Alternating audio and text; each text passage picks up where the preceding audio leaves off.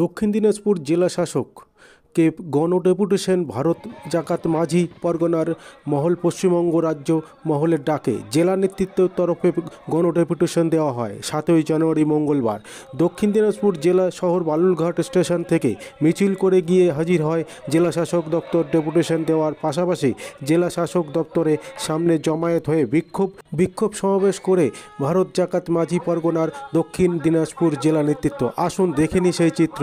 আপনারা দেখছেন news Nadia express. চ্যানেলটিকে সাবস্ক্রাইব, লাইক, শেয়ার এবং ফেসবুক পেজটি ফলো করুন আর দেখুন নিউজ নদিয়া এক্সপ্রেস। সাঁওতালি মাধ্যমের জুনিয়র হাই স্কুলগুলোকে মাধ্যমিক বিদ্যালয়ে উন্নতি করতে হবে। আবাসিক বিদ্যালয়ে সাঁওতালি ভাষায় অলিখিত পঠন পাঠন চালু করতে হবে। সাঁওতালি শিক্ষা বোর্ড গঠন করতে হবে। বীরভূমি আগামী সরকারি লোক গণনাতে সাঁওতালি জাতির ধর্ম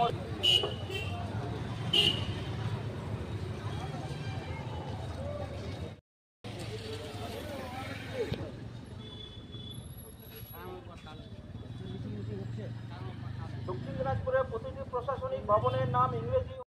মূলত বিক্ষোভটি হচ্ছে দুটো ভাগ রয়েছে। একটা হচ্ছে রাজ্য স্তরে কিছু দাবি রয়েছে, আর কিছু দাবি রয়েছে আমাদের জেলা স্তরে বিভিন্ন সমস্যা নিয়ে। আজকে দাবিটি মূলত আদিবাসী তথা সাঁওতালদের শিক্ষা সংক্রান্ত বিষয় নিয়ে প্রথম দাবি রয়েছে। তার সঙ্গে জমি জমা রয়েছে, ফরেস্ট রাইট অ্যাক্ট রয়েছে, ল্যান্ড একুইজিশন অ্যাক্ট, এইসব জাতীয় রয়েছে। তো প্রথমত সাঁওতালি শিক্ষা, মূলত আদিবাসী এবং সাঁওতালি শিক্ষা, যেহেতু এটি ভারতের সংবিধানের অষ্টম তপশিলিযুক্ত ভাষা, এটি 2003 সালের 22 ডিসেম্বর এটি লোকসভায় পাস হয়েছিল। এখন সেটা দক্ষিণ দিনাজপুরে 4টি সাঁওতালি মিডিয়াম স্কুল চলছে এবং একটি ফার্স্ট ল্যাঙ্গুয়েজে চলছে তপন হাই স্কুলে এইচএস লেভেল। এবার সাঁওতালি মিডিয়ামের জন্য পৃথক সাঁওতালি বোর্ড না থাকার জন্য এটা ঠিকঠাক শিক্ষক রিক্রুটমেন্ট যেমন হচ্ছে না, তেমনি সাঁওতালি মিডিয়ামের ঠিকঠাক পরীক্ষাটা গড়ে উঠছে না, এটি রয়েছে। এবং তপন হাই স্কুলে যেটা উচ্চ মাধ্যমিক স্তরে চলছে ফার্স্ট ল্যাঙ্গুয়েজ, সেটা পাস আউট হলে, এবছর পাস আউট হলে তারা কলেজে কেমন করে ভর্তি হবে, তার জন্য আমরা 4টি দক্ষিণ দিনাজপুর কলেজে আমরা দাবি রেখেছি যেখানে সাঁওতালিতে অনার্স পড়ানো যেন শুরু হয়।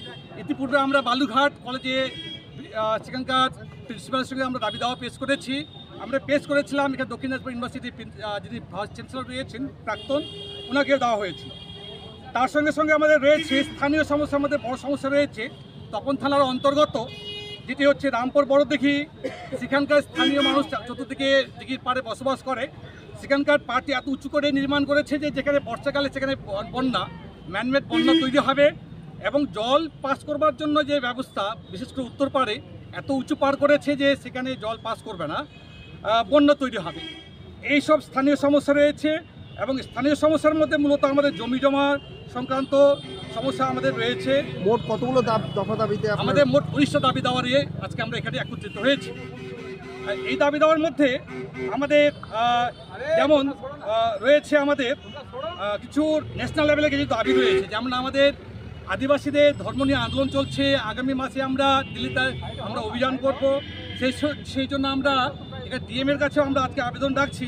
সাঁওতাল জাতির যে প্রাচীন যে ধর্মের ব্যবস্থা ছিল, সাধী ধর্ম বা সত্য ধর্ম বাংলায় বলা হয়, আমরা সাধী ধর্মই বলবো, সেটা যেন সেন্সাস, আগামী সেন্সাসে যেন সেন্সাস করা হয়, এইসব দাবি দাওয়া মূলত আমরা রেখেছি। তার সঙ্গে সঙ্গে আমরা যেমন কিছু রাজ্যস্তরের দাবি আমি বাদ রেখেছি, যেমন ছিল আমাদের ঠুটকা ড্যাম পাওয়ার প্রজেক্ট, সেটা যেন বন্ধ করা হয়, না হলে সেখানকার অনেক মানুষরা কিন্তু সেখানে বাস্তুচ্যুত হচ্ছে বা সেখানে বাস্তুতন্ত্রের ভারসাম্য আমরা লক্ষ্য করতে পারছি। তার সঙ্গে দেউচা পাচামে যে কয়লা খনন শুরু হয়েছে বা হবে, সেখানে আমরা চাইছি সেখানে স্থানীয় মানুষদের সঠিক প্যাকেজ যেন প্রদান করা হয়। সঠিক প্যাকেজ মানে জমির পরিবর্তে জমি, কারণ জমির পরিবর্তে টাকা ঠিকঠাক না পেলে তারা সেখান থেকে বাস্তুচ্যুত হওয়ার ফলে পরবর্তীতে সেই টাকার পরিমাণে তারা কিন্তু কোনো জমি পান না, যার জন্য আমরা এইসব রাজ্য স্তরে বড় বড় দাবি দাওয়া নিয়ে এসেছি।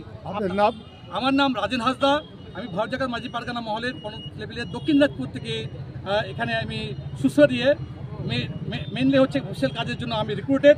তার সঙ্গে আদিবাসীদের সাঁওতালের জন্য সাঁওতাল টিচার্স অ্যাসোসিয়েশন রয়েছে, তার দক্ষিণ দিনাজপুরের প্রেসিডেন্ট। সাঁওতালি শিক্ষা বোর্ড গঠন করতে হবে। বীরভূমি আগামী সরকারি লোক গণনাতে সাঁওতালি জাতির ধর্ম